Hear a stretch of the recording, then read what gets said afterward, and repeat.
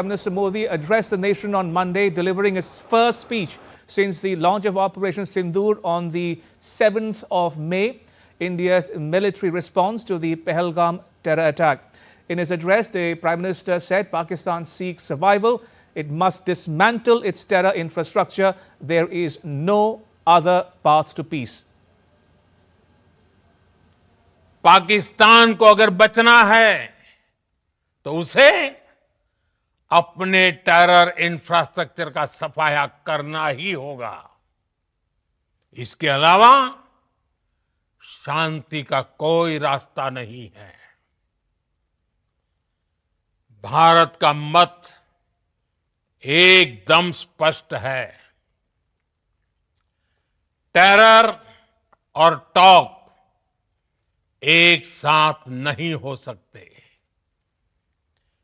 Terror और trade एक साथ नहीं चल सकते और पानी और खून भी एक साथ नहीं बह सकता। मैं आज विश्व समुदाय को भी कहूंगा, हमारी घोषित नीति रही है, अगर पाकिस्तान से बात होगी तो टेररिज्म पर ही होगी। अगर पाकिस्तान से बात होगी तो पाक ऑक्युपाइड कश्मीर पीओके उस पर ही होगी। All right, so we've heard reactions from Srinagar, Jammu and New Delhi. Let me now go across to two more locations. We have Meghna Dev standing by in Bhuj, and joining me is also my colleague Amritpal Singh from Shehzada Ajit Singh Nagar in Punjab.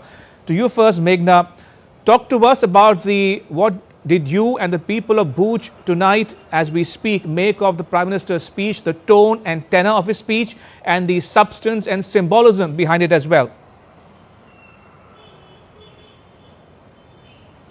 Well, Ramesh, very importantly, I would like to tell you that it's just been half an hour that we have been seeing the city bustling, because before that everybody was glued to their television screens to actually listen to what Prime Minister Narendra Modi had to say, because he would say, the people were expecting that he would say about the mood of the country, he would say what the armed forces have done, he would say how are we going to look at Pakistan and terrorism further. So very importantly, Prime Minister Narendra Modi did speak about how Operation Sindoor continues. The war against terrorism continues. He also said that terrorists, be it anywhere, are not going to be beyond our reach. So that clearly states even if they are in Pakistan, they are not beyond our reach. Besides, he also said that India is not going to have any classification between terrorists and the government. If the government is sponsoring, harboring terrorists, they will consider them as equivalent to terrorists. Besides, also very importantly, he did say, reiterated his statement that he did when he met President Putin. He did say it's not an era of war. He said it again, but he also added this is not an era of terrorism. So clearly, very clear, firm statement, firm body language, aggression with a lot of restraint is what I could read out from Prime Minister Narendra Modi's this message. He also said that the people who wiped out Sindoor from our women, they have got what they deserved. And very importantly, you know, Ramesh, what we clearly see is that Prime Minister Narendra Modi has very clearly said, given two words of wisdom, I can say, or maybe a warning to Pakistan, that the way they are harboring terrorists, the way they are sowing the seeds of terrorism, they are going to be falling in their own trap. So this is, I can say this can be words of wisdom for Pakistan, or this can be a warning. Clearly, Prime Minister Narendra Modi not mincing words here and saying what is required the most. Not only warning to Pakistan, not only warning to people who are harboring terrorism or, you know, actually having this university of terrorism or terrorists, but also he did applaud the forces, he did applaud the kind of indigenous capabilities that we have developed. So all in all, I can say a very important message.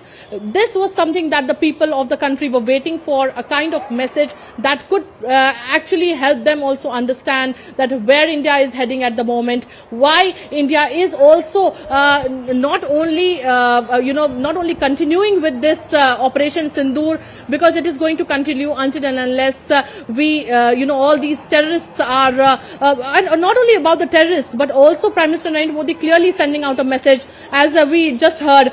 Talks and terror not going hand in hand. Talks and trade not going hand in hand. So very clearly, the message has been loud and clear. Indeed, loud and clear, says Meghna Dev in Bhuj. And as she was reporting there, the hustle and bustle is back to the markets in Bhuj soon after the Prime Minister finishes making his speech. That is a telling commentary on the situation obtaining in the Gujarat, the region as well. To you now, Amrit, you are joining us from Sasnagar in Punjab. As someone who's covered the Foreign Office beat, what do you make of the central message in the Prime Minister's address there? He, among other things, saying that we have only suspended our military action pending good behavior from Pakistan, number one. Number two, he says there's also a message to the West in a sense, because he said nuclear blackmail cannot work from this day onwards. Yes, I think you've touched upon two very important points. First, about the message to Pakistan. The message to Pakistan, I think from the departure from the past, I think he's made a policy statement in that sense. Earlier, if you remember, you said that, okay, he had said earlier, the government's policy was that for some time, that terror and talks cannot go hand in hand, and they haven't been talking to Pakistan. But he's raised the bar. He said that any act of terror will be considered an act of war, essentially giving a military threat to Pakistan, saying that we will not distinguish between your government, your army and the terrorists.